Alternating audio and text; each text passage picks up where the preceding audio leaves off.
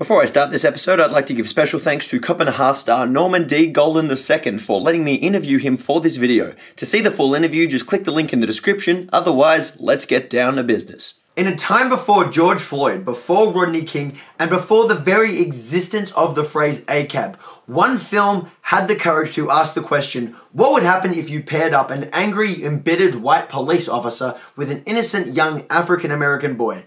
And can you make a family comedy out of it? Ho, ho, ho, ho. Delightfully devilish, Seymour.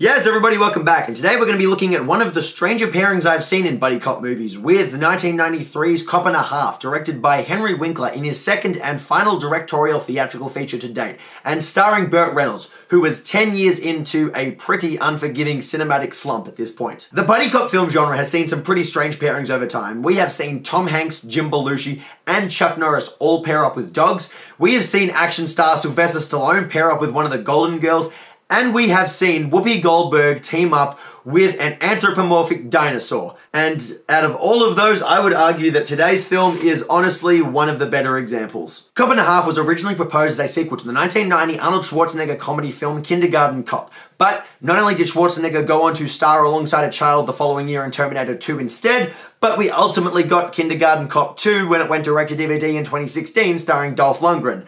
God only knows why. Anyway, today's film was originally meant to star Kurt Russell and Macaulay Culkin, but both actors dropped out of the role before the young child was rewritten to be a little girl, and then rewritten to be an African-American boy when Norman D. Golden II was cast. And multiple actors were considered for the lead role, but director Henry Winkler actually campaigned against the wishes of the producers and most people involved to get Burt Reynolds the lead role. I first watched Cop and a Half as a youngster who was just beginning to discover my love of cinema, and although I could see it as a very flawed film back then, I nonetheless had an appreciation for Norman D. Golden II's performance. And in the years that have followed that, my respect for cops has gone down, but my appreciation for so bad it's good cinema has gone up. And in that sense, Cop and a Half kind of equals itself out. But does it still hold up? Well, let's see. Cop and a Half kicks off with some cartoonish title cards and a very cheerful, feel-good soundtrack, which honestly does establish a positive mood. There was a trend in the 90s of comedy movies having very upbeat and sophisticated musical scores that gave a cheerful mood to the film. Such movies include House Guest, Billy Madison, and Stop or My Mom Will Shoot. And it really is a nostalgic vibe. Then the story begins with a young Devon Butler spawning a very Sinbad wardrobe and playing cops and robbers at school. Dang, Marie, this is police business. I could have wasted you. It's just a water gun, you jerk. Hey, water can be fatal for the right person. Look at Lupe Velez or Harold Holt. Sanjay, come out with your hands in the air. Just like a real cop, Devon opens fire very preemptively, but unlike a real cop, there are actually consequences for his actions when he crosses the wrong civilians. Oh, swirly! That little snot boy, I'd like to smack that kid. Enjoy your recess, nerd. I love this school. Let me in! Let me in. Let me in. Devin. Devin, Devin, Devin. When he goes to high school, I hope he makes friends with someone named Mac, because then we will have a hell of a sequel on our hands. Every day these big jumbos come and take my money, they put me in the toilet and hold me upside down. Always blaming it on someone else. Yes, when someone steals your money, you blame them. That is typically how crime works, Principal. On the way home from school, Devon hears a police siren and follows it to a police chase where a man is on the run. Whatever he was meant to have tripped on just there is very uncertain. Your guess is as good as mine. What are you, a nut? Oh! I had to listen to that line 3 times to make sure I heard him correctly. He said the words, "What are you? A nuts?" followed by all them O's. Oh! Enough with you! Okay. Do all cops do that? Only the best. Devon takes down the license plate of one of the associates' vehicles, and the cop exits the vehicle, revealing himself to be Burt Reynolds. Son of a...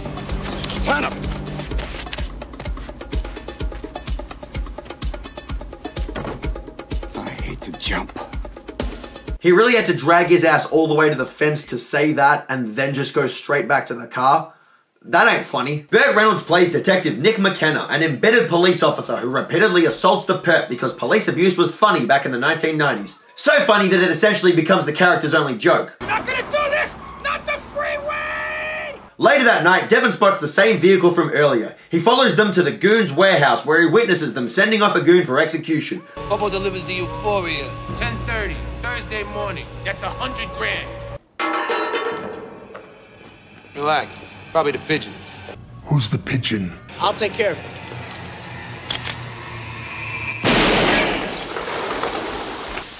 We'll take care of this, Mr. Fountain. Somehow in this one exact frame, we have this character getting soaked, and yet the candle right in front of him miraculously remains burning the whole time. Huh. You really think that's gonna work? Oh, boss. I'm stupid. McKenna gets called to the scene to talk to the witness, and for some reason that the plot never explains, Burt Reynolds is sweating like a priest at a Wiggles concert. The costume department put no effort into trying to hide his sweat stains, they're just front and center. You got a witness? Yes, sir. Where is he? Hi. God hates me. You would think based on the behind the scenes stories that God wasn't alone and that most of the crew hated him too, and there are many who came to blows with him, but according to Golden, Reynolds was not only very lovely to him, but he had an issue with dealing with a lot of people being very phony and insincere towards him during the production. He was a very genuine guy, and he knew that he was around a lot of people that was only around him for who he was. So he just was like, you know, I don't really respond to that. I respond to genuine people. Look at that fat jumbo. Body shaming isn't cool.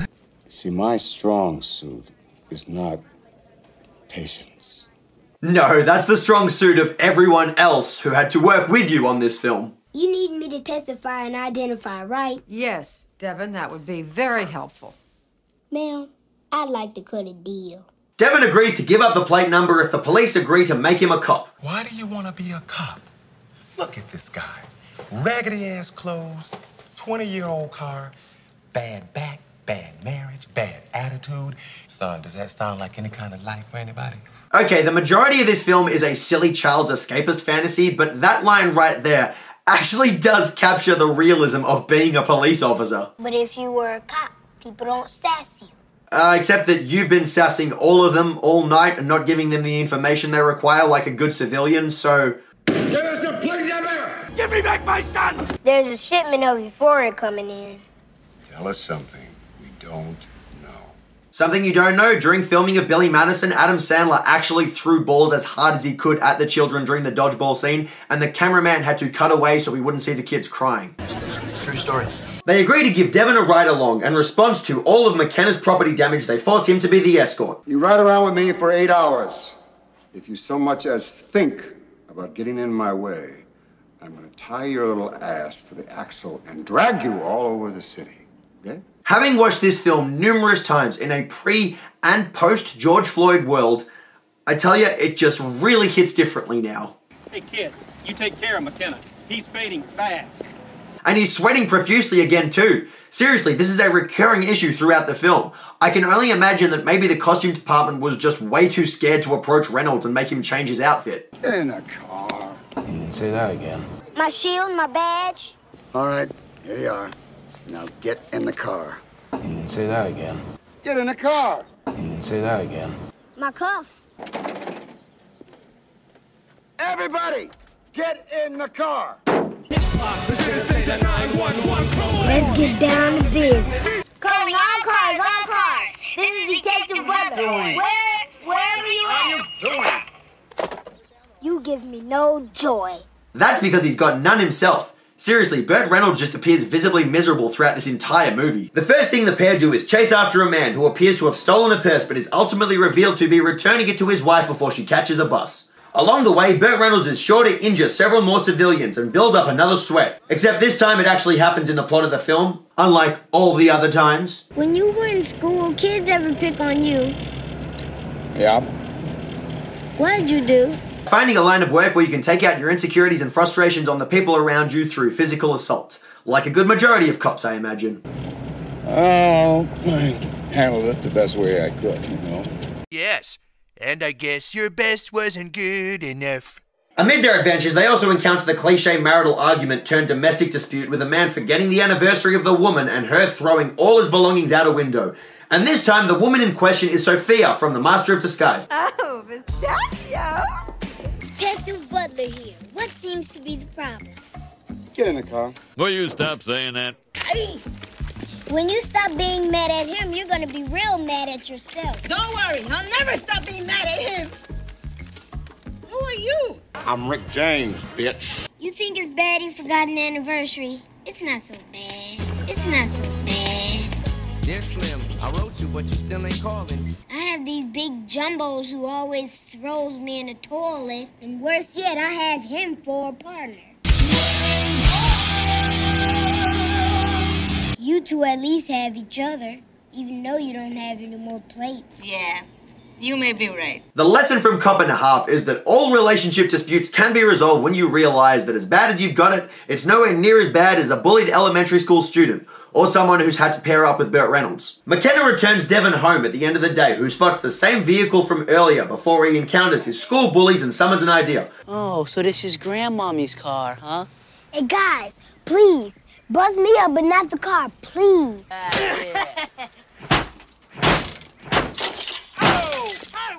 What are you? Get out of here! I'll break your face! I'm gonna get my hands on you! Punks that you are! If I ever catch you, I'm gonna kill you! We'll get to you, stupid little brats! If you follow this series, you'll know that one thing I'm a sucker for in movies is goon talk, especially that of the two bumbling goons presenting comic relief, like Joey and Paulie in House Guest. Ooh, look, barbecue! These two and their over-the-top nature make them the funniest adult stars of Cop and a Half. Look at this! Oh, man. These punks got no respect nowadays. Get in the car. Anyway, Devon gets a visit from the supposed new school counselor who is actually head gangster Vinnie Fountain, played by the late Ray Sharkey in his final movie role. I didn't see the bad guy's face. That's good. With a mob after Devon, he gets put in the care of McKenna. And you won't leave him here and go around playing cowboys and Indians. Lady, the next time somebody breaks into your apartment, why don't you call the bunkhouse and ask for a cowboy? I'm sure they come a lot faster than you. Is that a euphemism for something? While staying at his apartment, McKenna whips it out and begins urinating right in front of the child. Even in the 1990s, this could not have been considered appropriate, but maybe that's the joke? Wait. Swords. What swords? Come on, it's fun. This is outdated. Come on, this will be fun.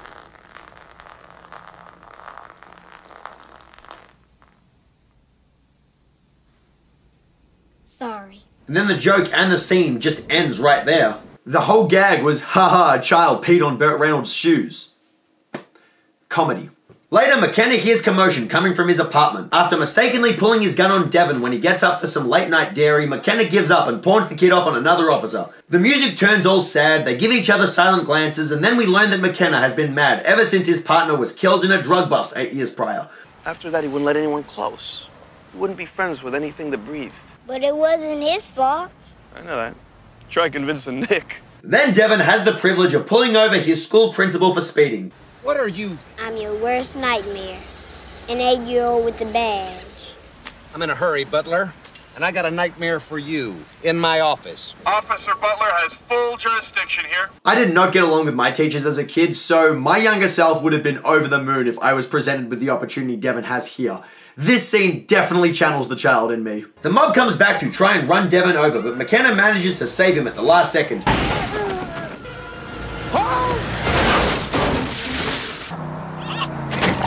With another lead, McKenna takes Devon to a biker bar and arrives with more sweat stains. You can make a game of taking a shot every time Burt Reynolds is just inexplicably sweating. McKenna gets into a bar fight, and for the first time in Cop and a Half, Burt Reynolds actually seems to be in his element. He spends the entire film grunting angrily through the material, but when he unleashes that old-fashioned masculine energy in a bar fight, that's when he feels right. When McKenna fails to maintain the upper hand, Devon comes to the rescue. This is the SWAT team commander. We have you surrounded. While the bikers bail, McKenna and Devon follow their lead but get stranded at the bridge. These two may be a power team, but they are no Blues Brothers. Then Devon is back, staying with McKenna, who freaks out when the kid goes off to get them donuts. People are trying to kill you! Are you some kind of bonehead or what? I'm not, and you don't have to yell. I can't handle this anymore. I cannot handle it anymore. Pick a city. Cincinnati. Cleveland. Take you and your grandmother, you go there, I'll pay for it. You call this being a father? Where'd you come from? Not your father? Wow, okay, this plot point just really came out of nowhere. At no point in this film did it attempt to lean into a father-son dynamic. They are meant to be budding rivals, constantly at each other's throats. And then suddenly, Cop and a Half drops a father-son theme into the movie with the subtlety of a sledgehammer. Very recently, I talked about the film Lock Up doing the exact same thing as Cop and a Half. It doesn't work when you just jam it in there like that. You're meant to build up to it. I'm not your partner either. Fine. I don't want you to be my father. I don't want you to be my partner. I don't want you to be anything. Devin runs off in a rage and returns to his school to collect a few things before he encounters the bullies again. Time to kick your ass. I don't think so. That's my boss. Oh. I don't know you. Got you! You're dead, you little puke. Let us go, or you're dead, you little creep. Can't do the time, don't do the crime. This was always my favorite moment in the movie as a youngster. Seeing young Devin stop the bullies with his police equipment and the spirit of the cheerful music in the scene really puts a smile on my face. That is so cool. Remember, Katie, the law is on your side. Well, Breonna Taylor would tell you differently if she was alive today. The two goons track Devin to the school where their attempts to catch him are repeatedly thwarted by the children teaming up to block, trip, and hurl a barrage of Twinkies at them. But in the end, they find Devin hiding in the back of the car and take him to the hideout. Hello, could you get me Nick McKenna? Tell him it's Devin. Who's on the phone? The kid's on the phone. Oh. The kid? The door! Come here! The two bumbling goons in Cop and a Half do not get nearly enough screen time. They deserve so much more. Their comic spirit is legions above so many other actors. Rudy, what are you doing? Over here. The drug lab is over here. They brought the police witness right to the center of the drug operation. Oh yeah, I like this idea. Stick him in the corner until we're finished. Stick him in the corner. Apparently none of them have figured out just yet that when you put Devin somewhere unsupervised, it does not end well for you. I mean, they did it just a couple of seconds ago and he called the cops on them. No wonder dinosaurs are extinct. Big head, small brain. Look, I'm tired of you calling me names. I'm gonna do them right now. Get out of the way, Chew. Get out of the way. Take it easy. There's a really nice difference between when the goons threaten Devin with violence and when Burt Reynolds does it. When they do it, their over-the-top energy actually conveys that it's meant to be a joke. McKenna rocks up in disguise and rescues Devin before getting shot, leading the film to an action climax with a motorcycle chase. Huh? He's got that car door.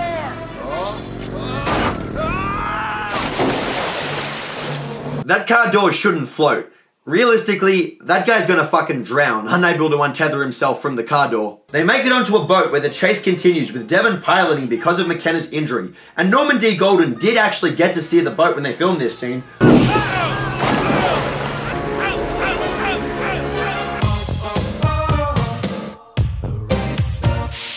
The chase concludes with Devin and McKenna jumping their boat back onto the dock and Vinnie Fountain following them but crashing through the warehouse and getting fish guts dumped on him. McKenna and Devin hug, then the film cuts right to the two of them in a rowboat with Devin's grandma and everybody happy. And the credits roll at the 88-minute mark. Is Cop and a Half a good film? Yes, Mr. Fleming. Interestingly enough, the opinion on this movie experienced a huge divide between two of arguably the most famous American film critics ever, Gene Siskel and Roger Ebert. Siskel called it the worst film of 1993, whereas Roger Ebert gave it 2 thumbs up and praised the performance of Norman D. Golden II. And honestly, I've got to side with Ebert on this one. Cop and a Half is not a brilliant film in any sense of the word, but then again, it doesn't really try to be. It is not an ambitious movie, it does not try to be groundbreaking, it just takes the formula of a buddy cop film and twists it into a children's adventure movie. The film teeters on being rather dark at times, but is never too violent or frightening, opting to take a more cartoonish angle on everything. And it benefits largely from maintaining a lighthearted, feel-good mood and the cheerful work of Alan Silvestri on the music. Everything in the film is predictable, and there are very few surprises on screen, with everything in the story having been covered by other films that have done it much better. But the thing to keep in mind is that this is a kids movie first and foremost. It's about a child's fantasy of getting into police adventures, and whilst nothing spectacular comes from it, it's a short, fast-paced movie that embraces the silliness of its premise and just runs with it. The 90s was a time when movies with ridiculously silly concepts came out, and they just lent into their own ridiculousness and tried to milk a story out of it. That's how we ended up with silly comedy films like Billy Madison and Idle Hands, as well as Stop or My Mom Will Shoot and Encino Man, both of which I'll be talking about soon. But more than any other film, This movie reminds me of Houseguest. Houseguest was a comedy movie from the next year that had a dark premise on the surface but played itself off as a family comedy, cheerfully jumping from one gag to the next with an uplifting spirit and a sophisticated musical score. It has elements of the same charm, but more than anything, it too has a protagonist whose streetwise cracks, quick wit, and charisma carries the film. Part of me likes to think that Cop and a Half is actually a prequel to Houseguest, where the young Devin Butler grew up to become Kevin Franklin, and once again found himself on the run from the mob and having to improvise his way out of a series of ridiculous situations.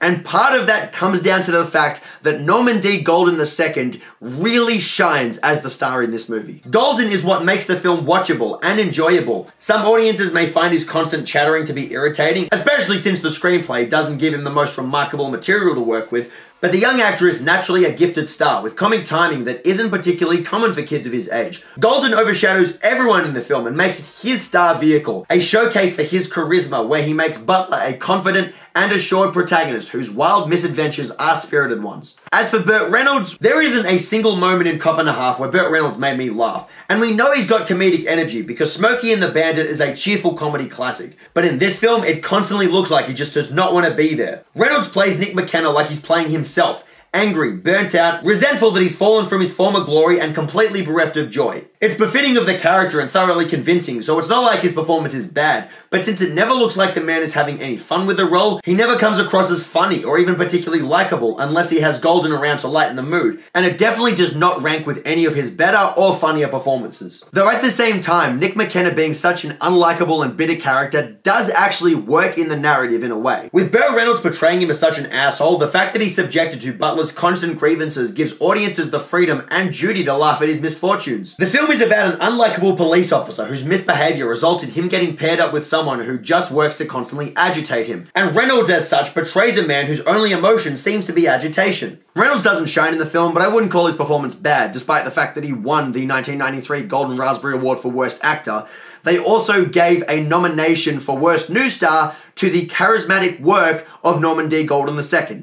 And it took them until the year 2023 for them to realize that spitefully nominating children for a bullshit bad actor award is a pretty mean-spirited thing that you shouldn't be doing. Yeah, if you want to see a bad performance from Reynolds that did get Golden Raspberry Award nominated, then have a look at his work in the Name of the King, A Dungeon Siege Tale. And keep in mind, he was working with Uwe Boll on that film. I nonetheless think that movie is great bad entertainment. Anyway, the supporting cast in Cop and a Half are pretty decent, with Ray Sharkey making a cartoonish villain and Holland Taylor bringing a warm presence to the film, and Frank Severo and especially Tom McClyster make a pretty funny pair of bumbling goons, whose charisma is woefully underutilized by the film. We needed more moments from them across the board. Really, one of the most fascinating things about Cop and a Half is just how much culture has shifted in the time since this movie came out. During the early 90s, it was acceptable in a mainstream comedy movie to depict excessive police violence for the sake of comedy in what is meant to be a family-friendly movie. You have a Caucasian police officer threatening an 8-year-old African American while the movie continues to pretend like the police force is any kind of a friend to their community. You have a child being dragged into the world of mob violence and drugs where the police are objectively the good guys and the criminals all seem deserving of police violence. Living in the contemporary landscape of a post-Black Lives Matter world where the names of George Floyd and Breonna Taylor are widespread, this movie has a certain kind of discomfort that comes with it now. These jokes do not land the same, and it gives the film a kind of discomforting edge, which may make you enjoy the film less, or may make you ironically find it a little bit funnier because of how much the culture has shifted and because it actually ups the sense of shock factor in the movie. It was aiming to be a harmless, silly film of its era, and now it has kind of evolved into something else if you take it seriously enough to look at it that way. As a final note, for some godforsaken reason, Universal 1440 Entertainment decided to release a direct-to-DVD sequel to this movie in the year 2017 starring Lou Diamond Phillips. Not only did that movie completely miss the mark on every level, not only is it impossible to enjoy ironically or unironically, but I attempted to drag myself through watching that entire film and had to turn it off after this exact joke. How did you know where to find me, and why do you look like you just rolled out of a low-budget buddy cop movie?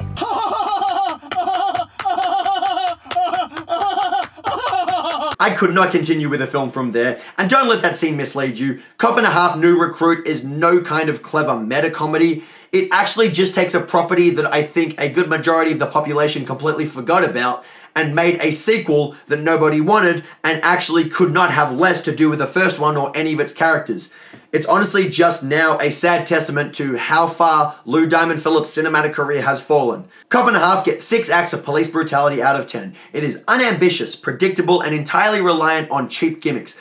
But it is fast-paced, short, uplifting, and carries the charismatic work of a young star in Norman D. Golden II. And that alone has been enough to keep bringing me back for multiple viewings over the years. And that does it for today's episode of Delightfully Devilish, you guys. If there are any movies you want to see me discuss on this show, please leave them in the comment section below. If you want to see more episodes of this show, please hit that subscribe button. Otherwise, until next time, I've been your host, Jukebox Harry, in a Super Mario costume. Mamma mia!